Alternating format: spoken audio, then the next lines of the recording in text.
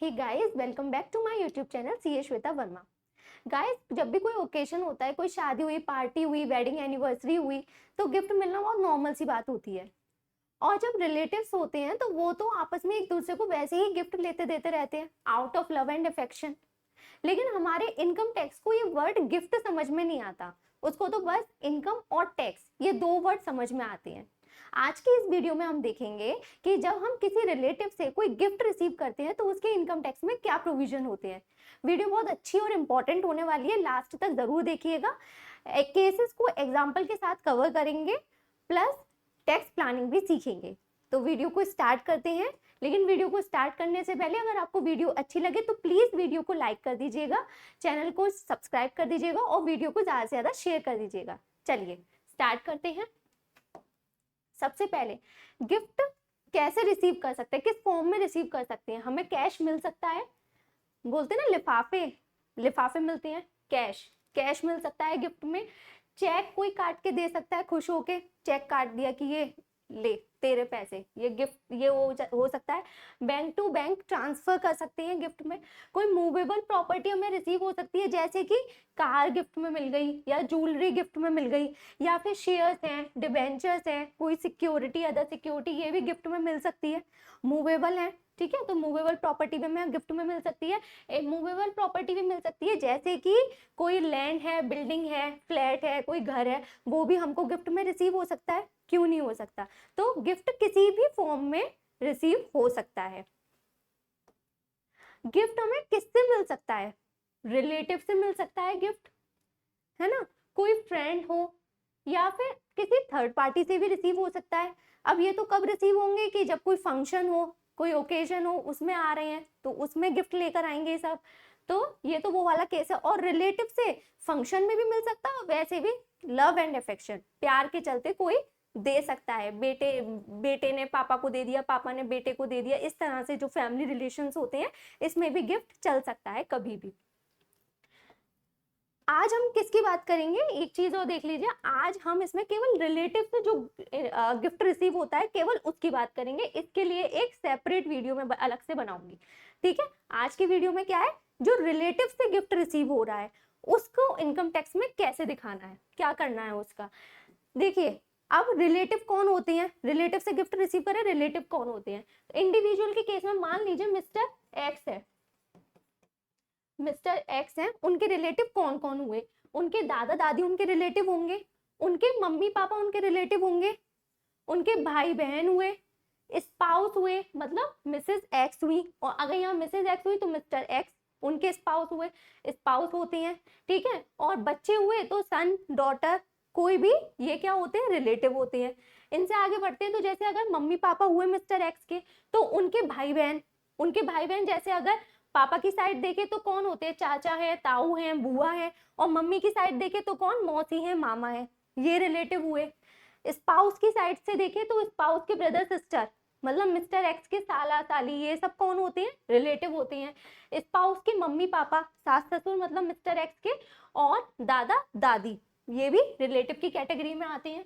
अब ये और इनके स्पाउस, मतलब इनके भी हस्बैंड या वाइफ, वो भी रिलेटिव होती हैं। जैसे स्पाउस के केस में साला, तो साली की वाइफ जो हुई, साली के हस्बैंड जो हुए वो भी रिलेटिव हुए। मम्मी पापा दादा दादी तो है ही, चाचा की चाची हुई, ताऊ ताई, बुआ फूफा, मौसी मौसा, मामा मामी, ये सब कौन होते हैं, रिलेटिव। अगर सन की शादी हो गई तो जो सन की शादी हुई तो डॉटर इन लॉ, और डॉटर की शादी हुई तो जो सन इन लॉ, ये सारे कौन होते हैं, ये सारे रिलेटिव की कैटेगरी में आते हैं, केवल ये आते हैं। तो आप इस लिस्ट को अच्छे से देख लीजिए, बिल्कुल ये सारे रिलेटिव है।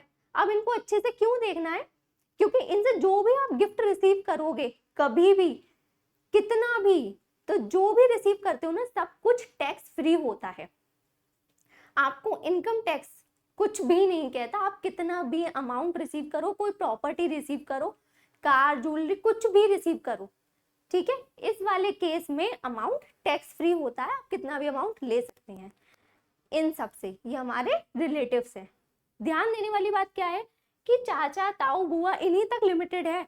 अगर चाचा का बेटा, अगर हमारा भाई, कजन ब्रदर हो, कजन सिस्टर हो, तो ये जो कजन्स होते हैं ये रिलेटिव की कैटेगरी में नहीं आते, मतलब इनसे आप कोई भी अमाउंट रिसीव करेंगे तो उस पर टैक्स लग जाएगा। ठीक है, तो ये कौन नॉन रिलेटिव की कैटेगरी में आ गए। उसके लिए मैं सेपरेट वीडियो में बताऊंगी कैसे गिफ्ट का क्या करना होता है इनकम टैक्स में। सब समझ में आ गया। तो गाइस अभी मैंने क्या बताया कि रिलेटिव, और रिलेटिव से गिफ्ट रिसीव हो, किसी भी फॉर्म में रिसीव हो, कैश, चेक, बैंक, कोई प्रॉपर्टी, मूवेबल, इमूवेबल, कैसे भी, क्या होती है, टैक्स फ्री होती है। इनकम टैक्स हमसे कुछ नहीं कहता। अब एग्जाम्पल के थ्रू समझ लेते हैं। ठीक है, मान लीजिए किसी फादर ने अपने सन को 15 लाख रुपए कैश दिया। ठीक है, सन ने उसको अपने बैंक अकाउंट में डिपॉजिट कर दिया और उसका क्या करा, उसने कार परचेज कर ली। ठीक है, कैश, मैंने पहला केस क्या बताया, कैश में भी रिसीव हो सकता है गिफ्ट। यहाँ पर सन को रिसीव हो गया, सन के ऊपर कोई टैक्सेबिलिटी नहीं आई और सन ने बड़े मजे से, बहुत कॉन्फिडेंस के साथ में कार परचेज कर ली। इनकम टैक्स डिपार्टमेंट का नोटिस आया कि आपके अकाउंट में 15 लाख रुपए कैश कैसे जमा हुआ, एक साथ कैसे डिपॉजिट हुआ। सन ने बड़े ही कॉन्फिडेंस के साथ रिप्लाई किया, मेरे पापा से मुझे रिसीव हुआ, और जब मेरे पापा मेरे रिलेटिव हैं तो मैं अपने पापा से कोई भी अमाउंट रिसीव करूंगा तो वो गिफ्ट है और टैक्स फ्री है, उसकी कार मैंने परचेज करी। अब डिपार्टमेंट किसके पास जाएगा, फादर के पास। फादर को क्या नोटिस देगा, आपके पास 15 लाख रुपए कैश कहाँ से आए, सोर्स ऑफ इनकम पूछी जाएगी। तो इस वाले केस में आपको क्या ध्यान रखना होता है, भले ही टैक्स जो गिफ्ट है वो टैक्स फ्री है, लेकिन जो ट्रांसफरर है उसकी सोर्स ऑफ इनकम जस्टिफाइड होनी चाहिए। सोर्स ऑफ इनकम उसकी जस्टिफाइड होनी चाहिए कि पैसा कहाँ से आ रहा है उसके पास में। अब दूसरा केस, जैसे फादर है, सैलरीड पर्सन है, 24 लाख रुपए साल की उनकी सैलरी है, सैलरीड इनकम उनके पास आती है 24 लाख रुपीज, फॉर्म 16 उनको मिलता है, इनका टीडीएस डिडक्ट होता है।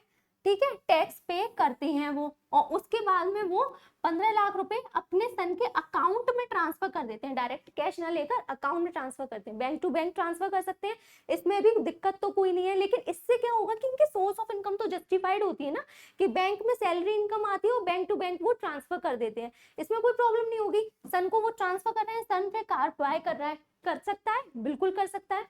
ठीक है, तो आपको ध्यान क्या देना है कि कैश की वैसे तो कोई लिमिट नहीं है, लेकिन कैश छोटा मोटा आप कैश दे दो, 1 लाख, 1.5 लाख, 2 लाख, इतना कैश दे दो, कोई दिक्कत नहीं है। इतना कैश तो सबके पास होता है। लेकिन आप सोचो 15 लाख, 20 लाख, 25 लाख कैश में दे दिया और उस कैश से कुछ परचेज कर लिया, तो फिर इनकम टैक्स डिपार्टमेंट पूछेगा ना कि आपके पास कैश कहाँ से आया। तो कैश ट्रांसफर में आपको ये वाली बात ध्यान रखनी है, छोटा मोटा अमाउंट ट्रांसफर करें, बहुत बड़ा अमाउंट आप कैश में ना दें, कैश देने से बचें। बैंक टू बैंक ट्रांसफर कर सकते हैं, कोई दिक्कत नहीं है। ठीक है, क्योंकि आपकी जो इनकम होती है उसका पता रहता है कि बैंक में इनकम कहाँ से आ रही है।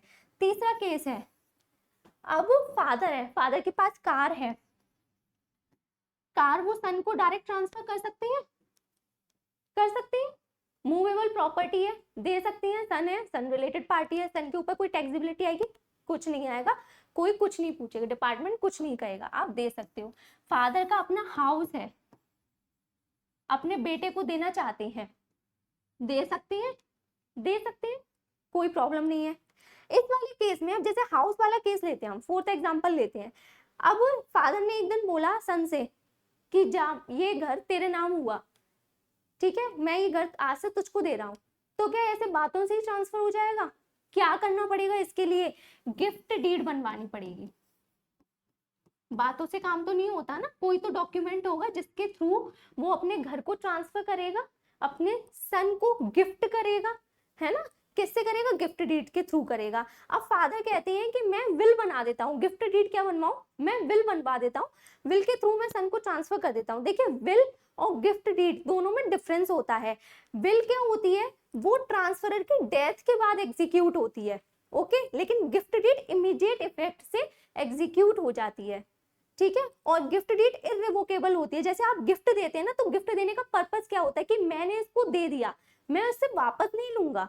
ठीक है, तो गिफ्ट डीड क्या होती है? इररिवोकेबल होती है।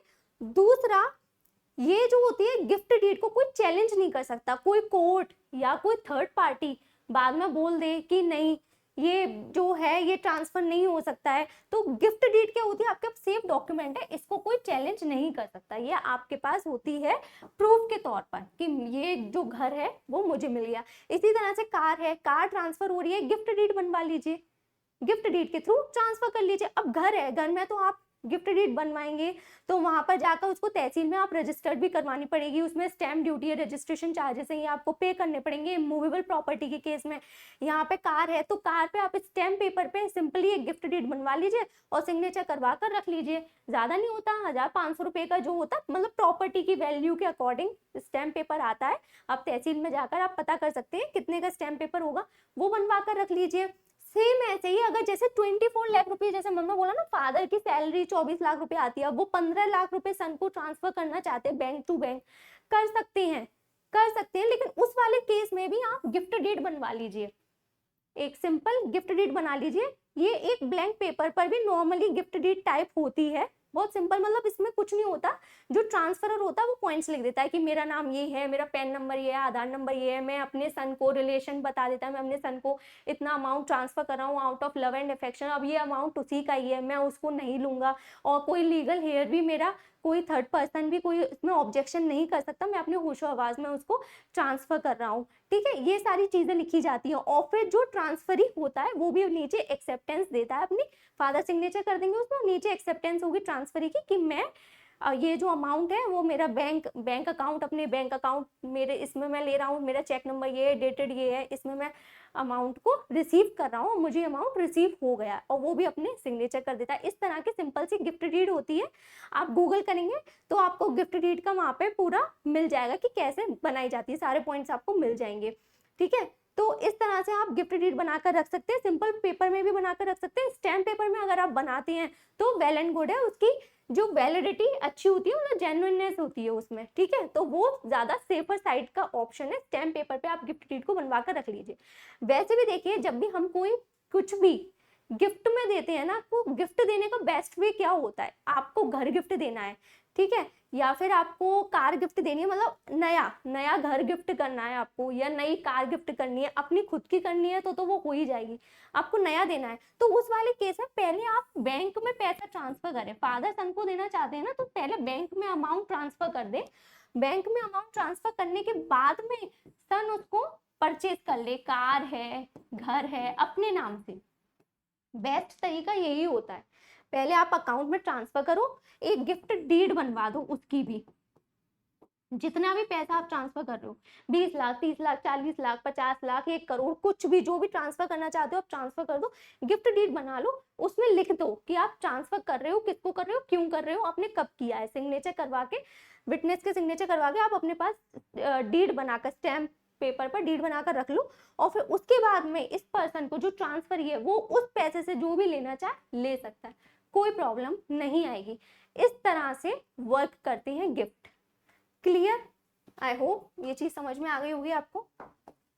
नेक्स्ट, एक चीज का आपको ध्यान रखना होता है, क्लबिंग ऑफ इनकम का सेक्शन 64 होता है। एग्जांपल से समझ लेते हैं, पहला एग्जांपल है हस्बैंड है,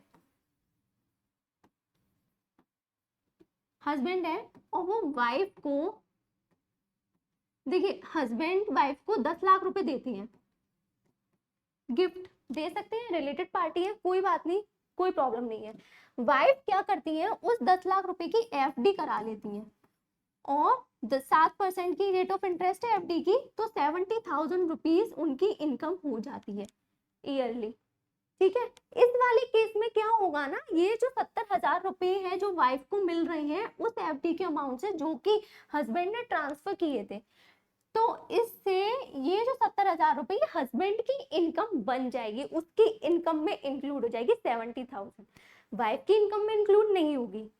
ठीक है, क्लबिंग हो जाती है। क्यों? क्योंकि लोग क्या करते हैं ना, जैसे हस्बैंड है तो ये टैक्स देती है, इनके पास इनकी इनकम भी अच्छी खासी है, उस पर टैक्स दे रहे हैं, और वाइफ की जो है, वाइफ की इनकम पर कोई टैक्स नहीं बन रहा। अब हस्बैंड कह रहे हैं मेरे पास पैसा पड़ा हुआ है 10 लाख रुपए की, मैं एफडी करा सकता हूँ, लेकिन मैं अपने नाम पे एफडी कराऊंगा तो मुझको इंटरेस्ट पे करना पड़ेगा, तो मुझको इंटरेस्ट रिसीव होगी, इंटरेस्ट में मुझे टैक्स पे करना पड़ेगा। तो इससे अच्छा मैं क्या करता हूँ ना, वाइफ को ट्रांसफर कर देता हूँ पैसे, उसी के नाम पे एफडी करा देता हूँ, वाइफ को इंटरेस्ट इनकम रिसीव होगी, और क्योंकि बेसिक एग्जम्पशन लिमिट से कम है अमाउंट, तो कोई टैक्स नहीं लगेगा। तो गवर्नमेंट कहती है, इनकम टैक्स एक्ट कहता है कि ये पैसा आपने डाइवर्सिफाई किया है अपनी इनकम से, तो इस पर जो इनकम रिसीव हो रही है आपको, वो आपकी इनकम में टैक्सेबल होगी। इसी तरह से दूसरा केस ले लेते हैं, फादर इन लॉ अपनी डॉटर इन लॉ को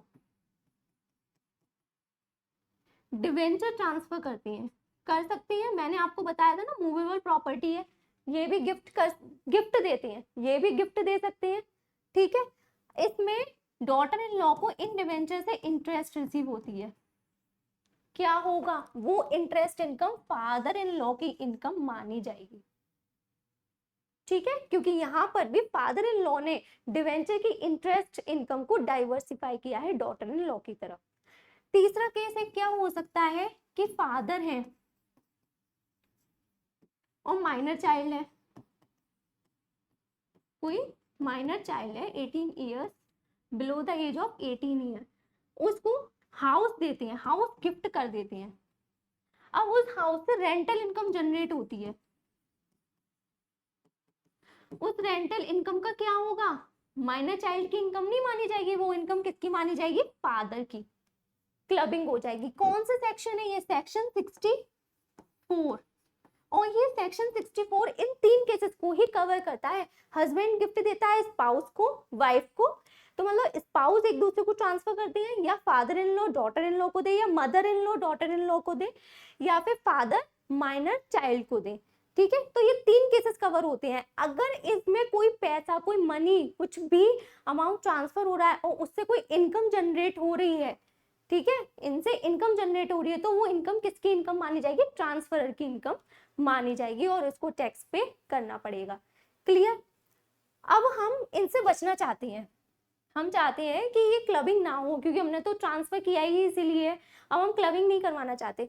तो ऑप्शन क्या होता है उसके लिए कि हस्बैंड अपनी वाइफ को गिफ्ट ना दिखाकर क्या दिखा दे, लोन, कि मैंने लोन दिया है। देखिए गिफ्ट में और लोन में डिफरेंस होता है। गिफ्ट क्या होता है कि वो हमने ये सोच के ट्रांसफर किया है कि हमने इसको दे दिया, अब मुझे ये वापस नहीं चाहिए, ठीक है, परमानेंटली ट्रांसफर हो गया पैसा। और जो लोन होता है वो क्या होता है, टाइम पीरियड के लिए दिया जाता है कि जरूरी है, इसको जरूरत है, तो मैंने लोन दे दिया। विद इंटरेस्ट भी दे सकते हैं, विदाउट इंटरेस्ट भी दे सकते हैं। अब क्योंकि रिलेटेड दे रहा है, रिलेटिव दे रहा है कोई, तो वो विदाउट इंटरेस्ट ही देगा उसको। तो उस वाले केस में आप ये दिखा सकते हैं कि मैंने लोन दिया है, और लोन वाले पैसे से, अगर लोन वाले पैसे को कहीं इन्वेस्ट किया था, उससे इनकम रिसीव हो रही है ना, तो वो उसके पे क्लबिंग प्रोविजन एप्लीकेबल नहीं होते। ये कहाँ होते हैं, केवल गिफ्ट के केस में। क्लियर। तो यहाँ पे हस्बैंड को केवल वाइफ को ही देना है, क्या दिखा देंगे, लोन दिया है, क्लबिंग प्रोविजन एप्लीकेबल नहीं होगा। अब father in law daughter in law को देना चाहते हैं, डॉटर इन लॉ को ना देकर अपने सन को डाइवर्सिफाई कर दो इनकम को, है ना, क्योंकि ये केवल 3 लोग हैं, इन 3 लोग इसी पर क्लबिंग प्रोविजन एप्लीकेबल होता है। गिफ्ट आप किसी और को दे दो, जब किसी और को दे दोगे क्लबिंग प्रोविजन एप्लीकेबल नहीं होगा। सन को दे रहे हैं, डिवेंचर इंटरेस्ट मिल रही है, सन के नाम पे आ जाएगी, सन की इनकम में आ जाएगी, इसको फादर इन लॉ की इनकम में क्लब नहीं होगा। वो फादर है, माइनर चाइल्ड को दे रहे हैं घर, माइनर चाइल्ड को ना देकर मेजर चाइल्ड को दे दो, ठीक है, मेजर सन या मेजर डॉटर को दे दो, उस वाले केस में भी क्लबिंग प्रोविजन एप्लीकेबल नहीं होगा। क्लियर है। इस तरह से हम बच सकते हैं। अब जैसे मान लीजिए कोई सन है, सन अपनी इनकम को डाइवर्सिफाई करना चाह रहा है, सन के पास 40 लाख रुपए हैं। अब वो दिखा देगा फादर और मदर को गिफ्ट दिया, 20 लाख रुपए फादर को दिया और 20 लाख रुपए मदर को दिया। अब फादर यहाँ पर अब क्या करते हैं, एफडी करा लेते हैं, और एफडी की इंटरेस्ट इनको मिल रही है, एफडी की इंटरेस्ट इनको मिल रही है। क्लबिंग प्रोविजन एप्लीकेबल होगा, नहीं होगा इस वाले केस में क्लबिंग प्रोविजन, क्योंकि ये लोग हैं ही नहीं, ये डिफरेंट है, ये सन फादर और सन मदर का केस है। तो ये रिलेटेड पार्टी है, रिलेटेड पार्टी से क्या मिला, गिफ्ट मिला, गिफ्ट डीड बनवा कर रख लेगा सन,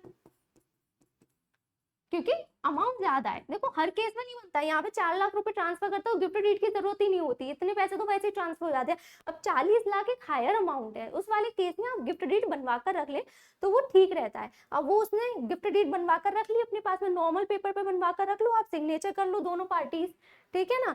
तो ये कौन बनवाएगा गिफ्ट डीड, फादर और मदर के पास रहेगी ये गिफ्ट डीड। अब उसके बाद में ये इसको ट्रांसफर कर रहा है और ये इनकम जनरेट कर रही है। क्लबिंग के प्रोविजन यहाँ पर नहीं आएंगे और इसने अपनी इनकम को भी डाइवर्सिफाई कर दिया। इस तरह से ये चलता है।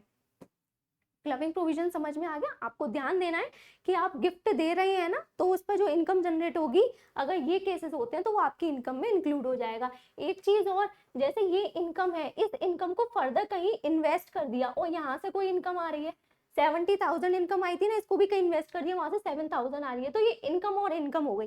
तो इनकम ऑन इनकम पर कोई क्लबिंग प्रोविजन एप्लीकेबल नहीं होता। ये किसकी इनकम मानी जाएगी? ये 7,000 वाइफ की इनकम मानी जाएगी। ये होती है डॉटर इन लॉ की इनकम मानी जाएगी और यहाँ पे माइनर चाइल्ड की इनकम मानी जाएगी, इस तरह से। तो इनकम ऑन इनकम पर क्लबिंग प्रोविजन एप्लीकेबल नहीं होता।